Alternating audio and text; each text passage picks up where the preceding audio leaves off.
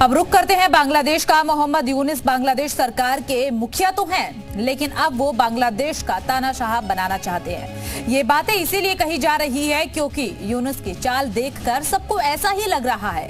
अगस्त में शेख हसीना के तख्ता पलट के साथ ही यूनुस ने ऐलान किया था कि हालात सुधरते ही चुनाव कराए जाएंगे, लेकिन यूनुस चाहते हैं कि नहीं कि बांग्लादेश में चुनाव हो ताकि वो मुशर्रफ और जिया उल हक की तरह ही तानाशाह बने रहे।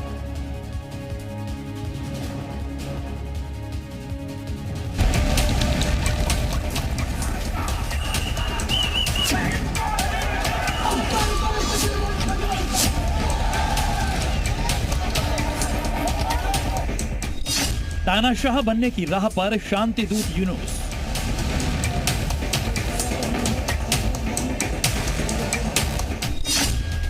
बांग्लादेश के मुशर्रफ बनेंगे मोहम्मद यूनुस।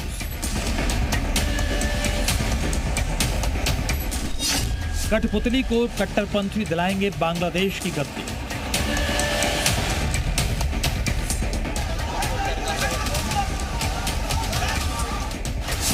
मोहम्मद यूनुस पिछले 4 महीने से बांग्लादेश की सत्ता पर काबिज है। यूनुस को अच्छे से पता है कि अगर अभी चुनाव हुए तो उन्हें बांग्लादेश के मुखिया की गद्दी दोबारा नहीं मिलने वाली। यही वजह है कि यूनुस चाहते ही नहीं कि बांग्लादेश में चुनाव कराए जाए और पब्लिक को अपना पीएम चुनने का मौका मिले। इसलिए यूनुस जानबूझकर बांग्लादेश में हिंसा बनाए रखना चाहते हैं। इसलिए हिंदुओं पर लगातार जुल्म कराए जा रहे हैं। ग्लोबल लेवल पर बांग्लादेश को अस्तर साबित करने की कोशिश में जुटे हैं।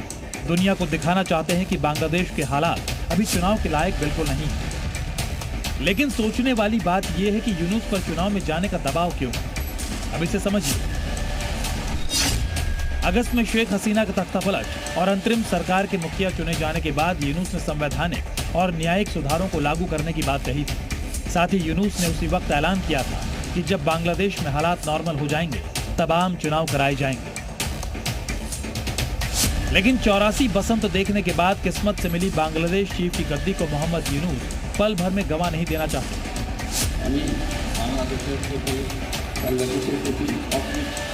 इसलिए यूनुस ने कट्टरपंथियों को खुली छूट दे दी है।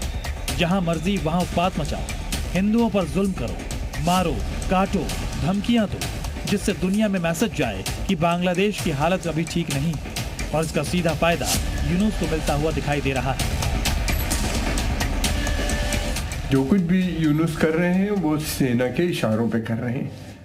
यूनुस तब तक सत्ता में रहेंगे जब तक कि वहाँ के ऊपर पूरी तरीके से जो सेकुलर ढांचा था उनका, उसको ख़त्म नहीं कर देंगे। ये वहाँ की सरकार भी चाहती है इस समय, यानी सेना भी चाहती है, और वहाँ पे जो कट्टरपंथी धार्मिक संस्थाएं हैं वो इसके काम कर रहे हैं, खासतौर से जमात इस्लामी और उसके साथ जो बहुत से जुड़े हुए मिलिटेंट ग्रुप्स हैं। लेकिन बड़ा सवाल यह है कि अगर चुनाव होते हैं तो क्या मोहम्मद यूनुस बांग्लादेश के पीएम पद के लिए फिट होंगे? दरअसल लंबे हंगामे के बाद बांग्लादेश में तख्ता पलट हुआ, शेख हसीना की सत्ता गई और मोहम्मद यूनुस अंतरिम सरकार के मुखिया बने। लेकिन 4 महीने बाद भी देश में उथल पुथल मची हुई है। फिलहाल हिंदुओं पर हिंसा की खबरें इंटरनेशनल मंच तक पहुंच चुकी हैं। यूनुस पर दबाव है कि वो जल्द से जल्द बांग्लादेश को पटरी पर लाएं, लेकिन वक्त के साथ ये इंतजार लंबा होता जा रहा है। इस बीच दूसरा सवाल भी बांग्लादेश के अंदर सुगबुगा रहा है। क्या अंतरिम सरकार के मुखिया के तौर पर यूनुस का चुनाव गलत फैसला था?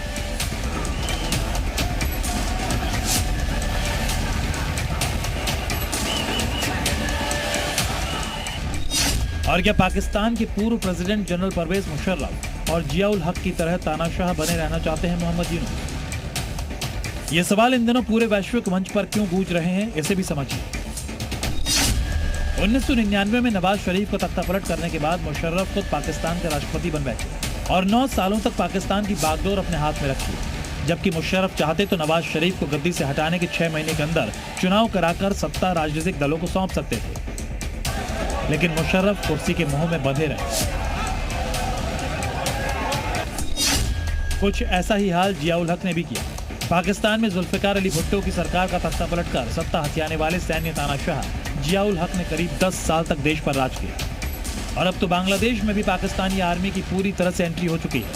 बांग्लादेशी आर्मी को आईएसआई ट्रेनिंग दे रही है और इन सब के बीच मोहम्मद यूनुस को कट्टरपंथ का फुल सपोर्ट हासिल है। बांग्लादेश की अंतरिम सरकार का असली एजेंडा दिन ब दिन बेनकाब होता जा रहा है। मोहम्मद यूनुस की अध्यक्षता में बनी अंतरिम सरकार सुधारवाद की आड़ में कट्टरपंथ को बढ़ावा देने वाले तानाशाही फैसले कर रही है। नोबेल पुरस्कार विजेता मोहम्मद यूनुस देश के इस्लामी ताकतों के आगे बेबस नजर आ रहे हैं। ब्यूरो रिपोर्ट, जी मीडिया।